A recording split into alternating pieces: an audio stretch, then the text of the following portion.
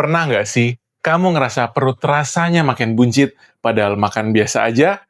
Atau sering ngantuk berat jam 2 siang dan kadang ada rasa begah atau pegal di area perut kanan atas? Hati-hati, tubuh kita sebenarnya punya sistem alarm yang sangat pintar dan gejala-gejala tadi kadang cuma dianggap masuk angin atau kecapean. Padahal, di sebagian orang, ini bisa jadi salah satu petunjuk kalau hati lagi kewalahan nyimpen lemak. Yang bikin licik, fatty liver itu sering banget nggak ada gejala sama sekali. Makanya, penting kita kenali pola resikonya, bukan cuma nunggu keluhan muncul. Hari ini, kita akan bongkar tuntas bagaimana biologi seluler punya solusi gratis untuk meriset itu semua. Halo Sobat Sehat, saya Dr. Indra Gunawan. Bertepatan dengan momen Hari Hepatitis Sedunia pada tanggal 28 Juli ini, saya mau mengajak kita semua melihat sedikit lebih dalam ke satu organ yang sering banget kita abaikan. Hati atau liver itu ibarat silent hero di dalam tubuh kita. Dia nggak pernah mengeluh, nggak ada saraf perasa nyeri di bagian dalamnya, sampai akhirnya kerusakan itu sudah menjalar ke kapsul pembungkus luarnya. Bayangkan sebuah pabrik raksasa yang beroperasi 24 jam sehari, 7 hari seminggu. Menyaring racun, mencerna lemak, dan menyimpan energi. Tapi sayangnya, gaya hidup modern seringkali memaksa pabrik ini overtime tanpa henti. Banyak yang masih percaya mitos kalau kerusakan hati atau fatty liver itu cuma penyakitnya orang yang suka minum alkohol. Padahal, faktanya sekarang kita menghadapi epidemi raksasa bernama NAFLD atau yang sekarang istilah medis terbarunya disebut MASLD. Perlemakan hati yang berkaitan dengan disfungsi metabolik. Penyebab utamanya bukan satu hal tunggal. Akarnya adalah kelebihan kalori total dan resistensi insulin yang sering nyetir bareng kelebihan berat badan.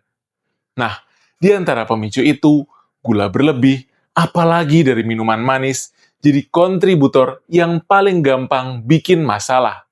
Karena numpuk kalori diam-diam dan langsung nambah beban ke hati.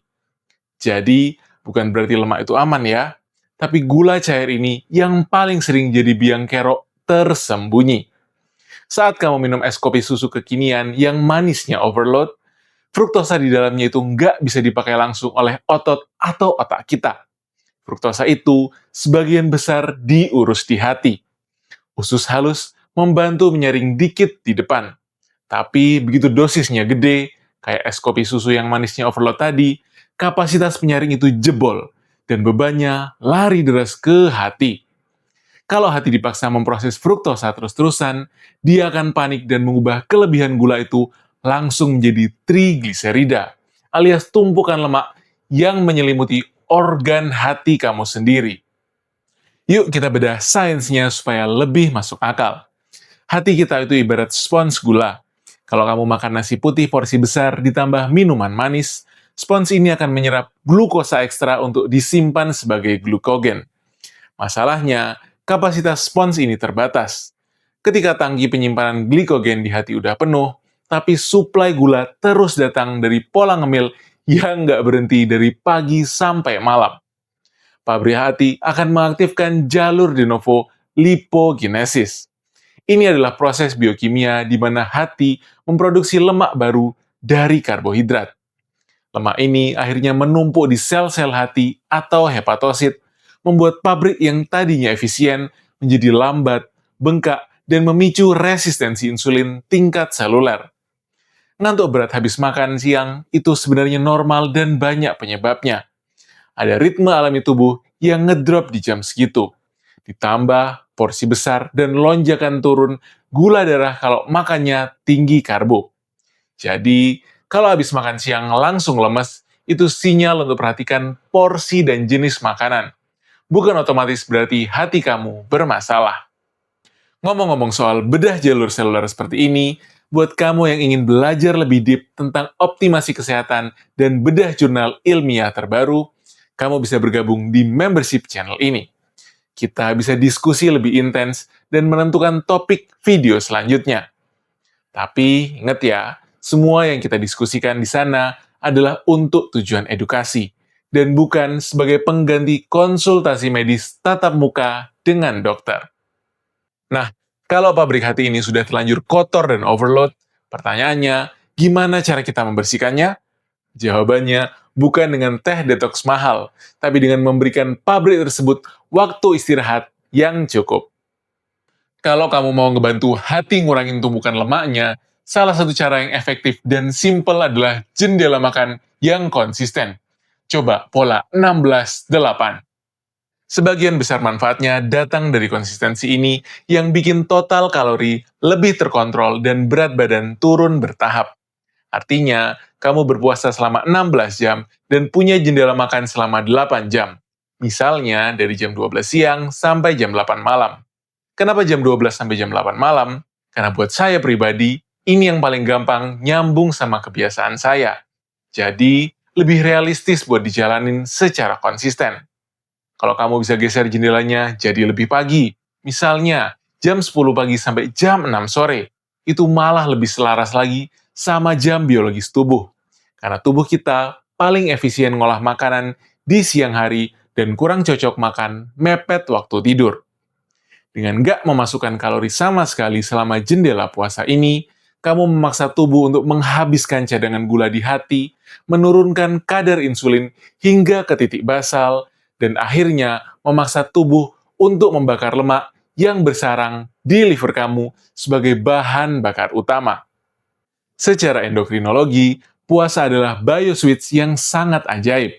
Saat kamu puasa, hormon insulin atau hormon penyimpan lemak akan turun secara drastis, sementara hormon glukagon dan growth hormone akan naik. Ketika hati kehabisan glikogen setelah puasa belasan jam, ini diduga kuat memicu proses yang namanya autofagi. Mekanisme yang risetnya bikin ilmuwan Jepang dapat Nobel Kedokteran tahun 2016. Bayangin autofagi ini kayak petugas kebersihan internal sel yang mendaur ulang komponen sel yang rusak. Perlu jujur ya, sebagian besar bukti detail ini masih dari studi hewan, dan pada manusia, efek autofagi biasanya makin jelas di puasa yang lebih panjang dari 16 jam. Tapi arahnya menjanjikan, dan tren risetnya positif. Ini adalah bentuk penyembuhan alami yang luar biasa. Tapi puasa aja belum cukup. Cara kita membatalkan puasa dan apa yang kita lakukan tepat sebelum makan pertama itu bisa melipat gandakan efek penyembuhan liver ini. Ini adalah strategi longevity practice yang bisa langsung kamu terapkan hari ini. Pengen tahu tips paling sederhana untuk mempercepat pembersihan fatty liver? Rutinin olahraga beban dan ngelakuinnya pas lagi puasa sebelum makan pertama. Itu cara yang enak buat nyelipin latihan sekaligus bikin gula darah lebih terkendali pas nanti makan. Nggak perlu ke gym, cukup latihan rumahan pakai dumbbell atau body weight. Yang penting rutin ya, karena manfaat ke lemak hati datang dari konsistensi latihan, bukan dari satu sesi. Ini akan mengosongkan sisa gula di otot, sehingga saat kamu makan, nutrisinya akan disedot oleh otot, bukan lari ke hati. Lalu, batalkan puasa dengan protein bersih tanpa tambahan gula. Daripada langsung makan nasi padang atau minuman manis, buka puasamu dengan dada ayam atau putih telur rebus yang tinggi asam amino esensial. Protein bersih ngasih bahan baku buat sel. Dan yang penting, nggak bikin gula darah melonjak drastis kayak kalau kamu langsung hajar nasi padang atau minuman manis. Yuk kita bahas sedikit soal mekanismenya. Ketika kamu melakukan resistance training, seperti angkat dumbbell atau pull up, dalam keadaan puasa, atau berlari ringan untuk kardiovaskular kardio, kamu mengaktifkan sebuah enzim yang disebut AMPK. AMPK ini adalah sensor energi tubuh. Saat AMPK menyala, tubuh masuk ke mode bertahan, membakar lemak dengan sangat masif, dan mematikan produksi kolesterol di hati. Sebaliknya, pas kamu makan protein berkualitas kayak dada ayam atau putih telur, kamu menyalakan jalur mTOR, sinyal mode bangun. Jadi, polanya jelas dan berurutan. Pas puasa, AMPK dan autofagi nyala buat mode bersih-bersih. Begitu kamu makan protein, mTOR nyala buat mode perbaikan. Dan otomatis ngakhirin sesi bersih-bersih tadi. Dua mode ini gantian, dan justru itu yang kita mau. Bersihin dulu, baru bangun.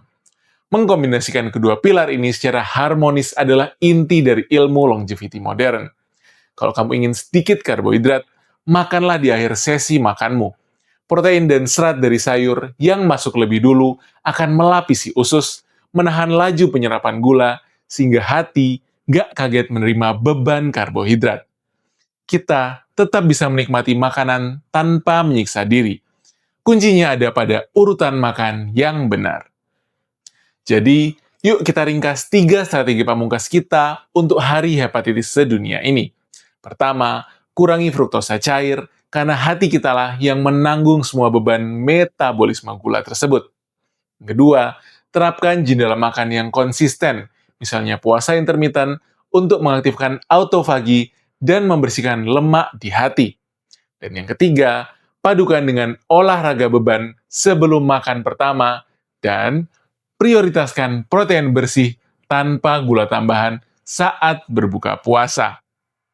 Hati kita punya kemampuan regenerasi yang sangat fenomenal, asalkan kita memberinya kesempatan untuk bernapas.